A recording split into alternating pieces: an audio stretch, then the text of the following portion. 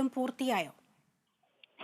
തീർച്ചയായിട്ടും സ്വാതന്ത്ര്യദിനമായി ബന്ധപ്പെട്ട എല്ലാ ചടങ്ങുകളും ഇപ്പോൾ പൂർത്തിയായിരിക്കുകയാണ്. മുഖ്യമന്ത്രി ആദ്യം 9 മണിക്ക് തന്നെ എത്തി ഇവിടെ ആ, ആ, ദേശീയ പതാക ഉയർത്തുകയായിരുന്നു.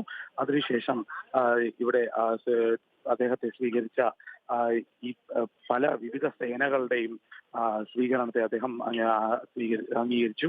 അതിനുശേഷമാണ് അദ്ദേഹം അഭിവാദ്യങ്ങൾ ഏറ്റുവാങ്ങിയതിനു ശേഷമാണ് അദ്ദേഹം പ്രസംഗത്തിലേക്ക് കടന്നത്. ആ പ്രസംഗത്തിന് ശേഷമാണ് മുഖ്യമന്ത്രി വിവിധ സേനയിലെ പോലീസ് സേനയ്ക്കുള്ളിലെ തന്നെ പല സേവാ മെഡലുകളും നൽകിയിരുന്നു. പ്രസിഡന്റ് നൽകിയിരുന്ന പോലീസ് സേവാ മെഡലുകളൊക്കെ എല്ലാം മുഖ്യമന്ത്രി വിതരണം ചെയ്തു. അതോടൊപ്പം തന്നെ ജീവൻ രക്ഷാ മെഡലുകളും ഇന്ന് നൽകി.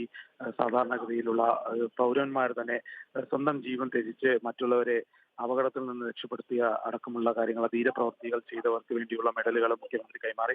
അതിനുശേഷമാണ് മുഖ്യമന്ത്രി ഇവിടെ വിട്ടുപോയത്. അതിന് പിന്നാലെയാണ് സ്കൂൾ വിദ്യാർത്ഥികളുടെ ദേശീയഗാനം ആലപനമുണ്ടായിരുന്നു. അതിനുശേഷമാണ് പൂർണ്ണമായും ഈ പരിപാടി അവസാനിച്ചിരുന്നത്. വ്യക്തമാണ്. എന്തായാലും മുഖ്യമന്ത്രി പതാക ഉയർത്തി.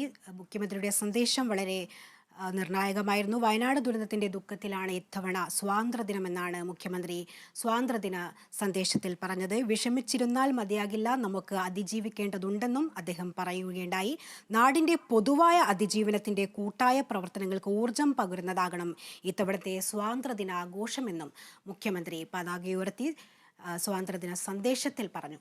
ഇപ്പോൾ കൊച്ചിയിൽ നിന്നും നിതിൻ പ്രഭാകരൻ കൂടി നമ്മളോടൊപ്പം ചേരുന്നുണ്ട്. നിതിൻ, അതായത് കാക്കനാട് മന്ത്രി പി രാജീവായിരുന്നു പതാക ഉയർത്തിയത്. അദ്ദേഹത്തിൻ്റെ വാക്കുകൾ, നാനാത്വത്തിൽ ഏകത്വമാണ് ഇന്ത്യ, എന്നാൽ നാനാത്വത്വം ഇല്ലാതാക്കാനാണ് ശ്രമം നടക്കുന്നത് എന്നതടക്കം അദ്ദേഹം പറയുകയുണ്ടായി. എന്തൊക്കെയായിരുന്നു സ്വാതന്ത്ര്യദിനാഘോഷ പരിപാടികളുടെ ഭാഗമായി അദ്ദേഹത്തിൻ്റെ സന്ദേശം? ശ്രുതി, കാക്കനാട് പരേഡ് ഗ്രൗണ്ടിൽ രാവിലെ 9 മണിക്ക് നിയമമന്ത്രി പി രാജീവ് പതാക ഉയർത്തി. തുടർന്ന് വിവിധ സേനാ വിഭാഗങ്ങളുടെ സല്യൂട്ട് അദ്ദേഹം സ്വീകരിച്ചു. പ്രൗഢഗംഭീരമായ ചടങ്ങായിരുന്നു. വിവിധ വിദ്യാലയങ്ങളിൽ നിന്നുള്ള വിദ്യാർത്ഥികൾ, പൊതുജനങ്ങൾ ഉൾപ്പെടെയുള്ളവർ ഈ പരിപാടി വീക്ഷിക്കാനായി ഇവിടെ എത്തിയിരുന്നു. പതാക ഉയർത്തിയതിനു ശേഷം മന്ത്രി സംസാരിച്ചു. നാനാത്വത്തിൽ ഏകത്വമാണ് ഇന്ത്യയുടെ പാരമ്പര്യം. നിരവധി ധീരദേശാഭിമാനികൾ ചോരയും നീരും ജീവനും ജീവിതവും നേടിയെടുത്ത സ്വാതന്ത്ര്യമാണ്. അത് സംരക്ഷിക്കേണ്ടത് ഓരോ ഭാരതീയന്റെയും ഉത്തരവാദിത്തമാണെന്നും മന്ത്രി പറഞ്ഞു. അതോടൊപ്പം തന്നെ ലോകത്ത് ഏതൊരു ജനാധിപത്യ രാജ്യത്തും ന്യൂനപക്ഷങ്ങൾ ആക്രമിക്കപ്പെടുന്ന ഒരു സാഹചര്യമുണ്ടായാൽ അതിനെ സ്വാതന്ത്ര്യം എന്ന് വിളിക്കാൻ കഴിയില്ലെന്നും അദ്ദേഹം വ്യക്തമാക്കി. 10 മിനിറ്റ് നേരമാണ് അദ്ദേഹം സംസാരിച്ചത്. കൂടാതെ വയനാട് ദുരന്തത്തിൽ നമ്മൾ ഒറ്റക്കെട്ടായി, വയനാട്ടിലെ ജനങ്ങൾക്ക് വേണ്ടി ഒറ്റക്കെട്ടായി കേരളീയ പ്രവർത്തിച്ചു. ജാതിയോ മതമോ രാഷ്ട്രീയമോ ഒന്നും നോക്കാതെയുള്ള പ്രവർത്തനമായിരുന്നു മലയാളികളുടെ ഭാഗത്തുനിന്നും ഉണ്ടായത്. ആ രക്ഷാപ്രവർത്തകരെ ഈ അവസരത്തിൽ അഭിനന്ദിക്കുന്നതായും അദ്ദേഹം പറഞ്ഞു. അതോടൊപ്പം തന്നെ ഒക്ടോബർ 2 മുതൽ സംസ്ഥാനത്ത് വലിയ ഒരു ക്യാമ്പയിൻ ആരംഭിക്കുകയാണ്. പ്ലാസ്റ്റിക് വിരുദ്ധ കേരളം എന്ന ഒരു ക്യാമ്പയിൻ ആരംഭിക്കുകയാണ്. ഈ ക്യാമ്പയിനും പൊതുജനങ്ങളുടെ മുഴുവൻ പിന്തുണയും വേണമെന്നും അദ്ദേഹം അഭ്യർത്ഥിച്ചു.